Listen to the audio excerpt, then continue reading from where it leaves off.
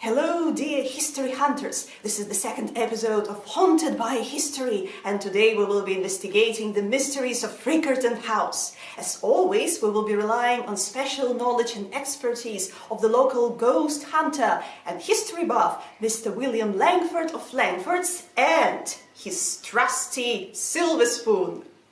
William, can you... Before we start, can I just ask... Can we please not use the term ghost hunter?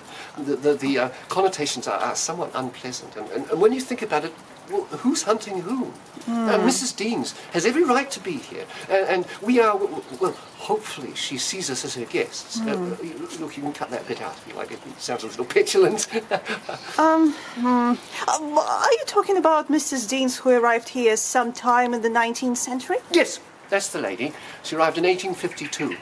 Well, of course, she's been here a lot longer than we have. When she first looked down from the Port Hills and looked over the Canterbury Plains, she didn't see a city with streets and buildings and a cathedral. I mean, not that we see all of a cathedral either at the moment. Anyway, what Jane Dean saw when she first arrived was wilderness. Thick bushes, boggy swamps, tall flaxes. And where we're standing now, what she would have seen would have been majestic bush and a winding river and the Dean's cottage just over here. There are rumors that the apparition of Mr. John Deans still haunts this cottage. He was seen sitting behind his writing desk. It is said that he lived and died here. Is it true? Well, it's quite possible that Mr. Deans has been seen here. He did live here. And yes, he also died here. In that case, do we dare to enter? Yes. I think we dare. I might just have a good look first. Okay.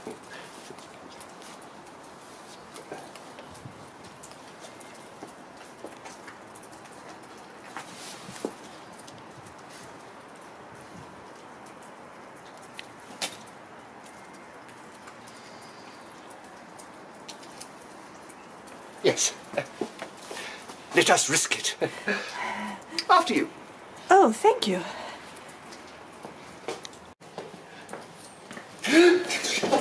What? Oh, William! William, come back! It's just a wax figure! William! Are you sure? Yes! Do come in! Consult your device if you're unsure. It's just a wax figure.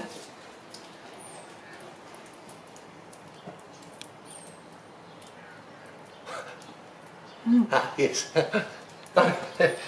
Oh, one can't be too careful, you know. This cottage is infused with the past and contains memories of those long gone. You see, this was the cottage of William and John Deans, two Scottish brothers. Back in 1846, the Dean brothers negotiated a long-term lease for the land around here and became the first European settlers in Canterbury. They named their farm Riccarton after their home back in Scotland. But the area around here was originally called Putarina Motu. Does the name have something to do with an echo? Yes, indeed. One translation is a place of an echo. An echo. An echo. It sounds very evocative and just a little spooky, don't you think? Oh, yes, it does. But of course, now it's called Dean's Bush, which isn't quite so spooky. Unlike the Papa Nui settlers, the Deans brothers were worried about the natural environment and maintained an area of native forest or bush, hence Dean's Bush. And yet, they were very successful farmers. So, did the brothers live happily ever after? No. Oh. Alas. Oh. You see, they only lived here for 7 years. Then in 1851, William was tragically lost in a shipwreck. Oh. He died at the age of 34, and they never found his body. It must have been a terrible shock for John. Oh, he was devastated. But there is an interesting twist. Something for the romantics to get all hot and bothered about. Oh! You see, after William's death, John was finally able to go back to Scotland and marry his long-term fiancée, Jane McElraith. She'd been waiting for him for 9 long years. Can you imagine? Amazing. And now it was finally going to happen. She was going to be Mrs. Jane Deans. Oh. Oh. Oh? Oh. What's that? I'm getting a very strong pull towards the house. Huh? Oh, very. Huh? Oh, we must go. We must go now. Look.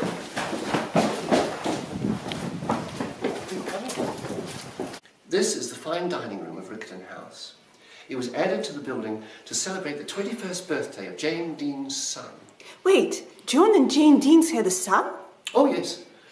After their earlier tragedies, the Deans recovered to become one of the most influential and numerous families of Canterbury. So, is it John's portrait then?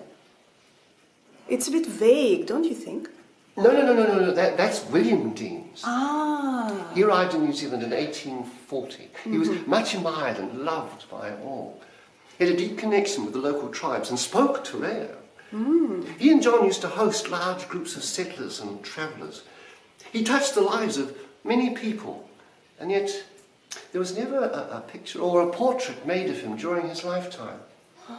This silhouette was actually painted years after his death.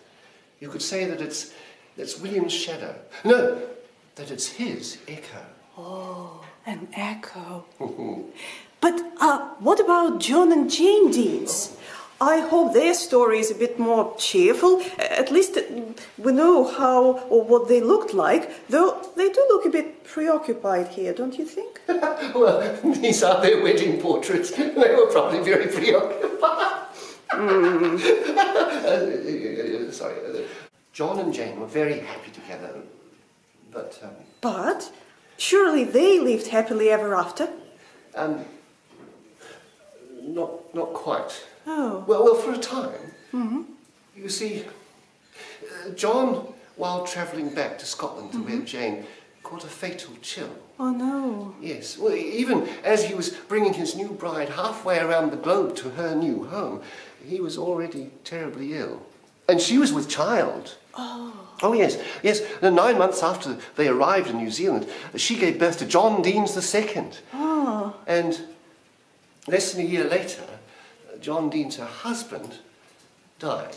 He passed away in the cottage, as we were saying earlier. Well, this house wasn't built then. Then who built the house?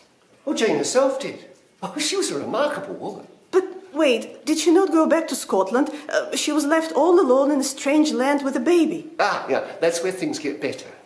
You see, rather than going back to Scotland, Jane resolved to stay here.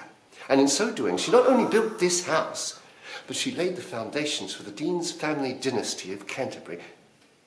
Oh, but we should move on. I can sense her calling us, and we should obey.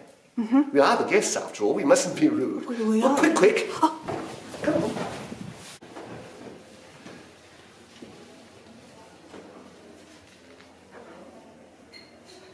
What's wrong? We don't have permission to proceed? No, we do. But there's something else. Just let me investigate. Okay.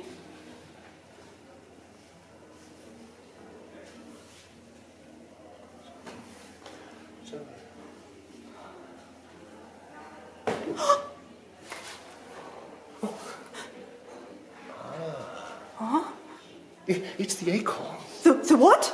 The acorns. Yes.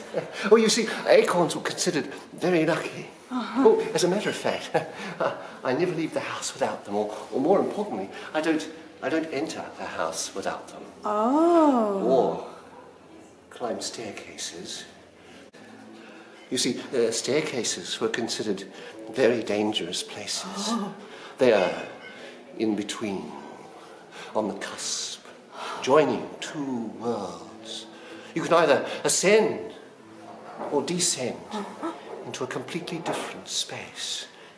Spectres love staircases. So the acorns were placed here for protection? No, they're here for luck. Oh.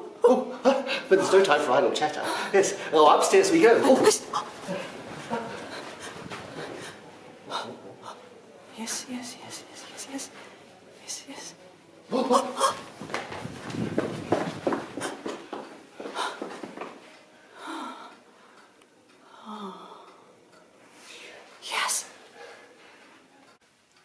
now upstairs, in what was a nursery, but is now known as the Haunted Chamber. The Haunted Chamber.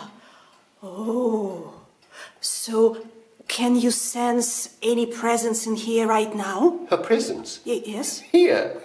Are you kidding? No. Oh, the whole place is infused with the presence of Mrs. Jane Deans. Ah. Oh, she was such a remarkable figure and so determined to build this place that the house and her personality are practically inseparable. Right, so what does make this chamber particularly haunted then? She was seen here. Back in 1915, 4 years after her death. You see, back then, this was the nursery of her great-grandson, Austin. Right. Now, the family had gone out, and Austin, who was an infant at that stage, he was asleep in his crib. He was being watched over by his nanny. When all was still in the house, an old woman came into the room, dressed entirely in black, except for a little white lacy cap on her head. Right. She approached the crib and looked down at the sleeping Austin. Well, the nanny asked her who she was and what she was doing there, but she made no reply. Instead, in her own time, she turned and left the room as silently as she'd come in.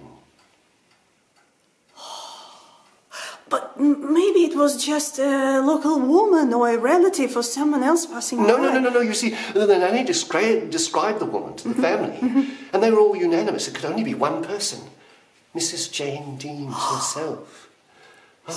Ever since then, she's been seen often in the house, and sometimes you can hear her, the sound of rustling crinoline. She's the soul of the house, its guardian angel. Well, perhaps she's the reason that the house survived the devastating earthquake so intact. She was looking after it. And ever since then, she's been ensuring that it's filled with life and light, even all these years after her death. Amazing. Yes. Thanks to Mr. Langford's knowledge and special powers, we have established that the personality of Jane Deans is definitely haunting Riccarton House and its grounds. Without her powerful protection, this wonderful place may not have survived the cruelties of time. Today, it is extending its warmth and hospitality to all Canterbury wanderers.